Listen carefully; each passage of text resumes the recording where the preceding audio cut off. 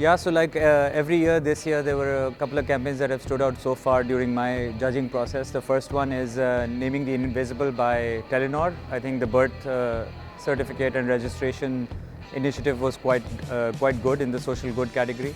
And apart from that, I think in the e-commerce category with Durex, that was a very innovative and bold campaign, executed very well and discreetly in the Pakistani market. So those two are the ones that have stood out so far. Yes, I think one campaign that really stood out for me was the Generations Brand campaign regarding women's breast cancer awareness.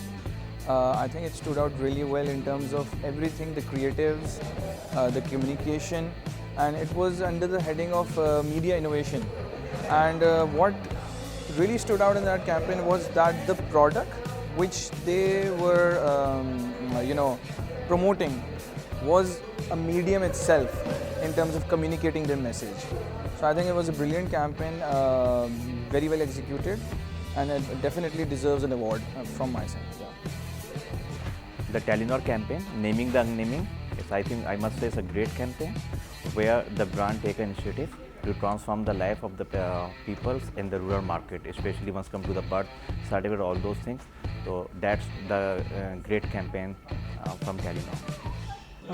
During the judging process, a few campaigns stood out amongst all the others, and one of them that particularly stuck in mind was the campaign that Super had done during Ramzan, where they crafted a case that flowed perfectly and seamlessly from the category and business challenge to the insight, to the consumer insight, and to the execution, and right down to the way they explained and presented the results.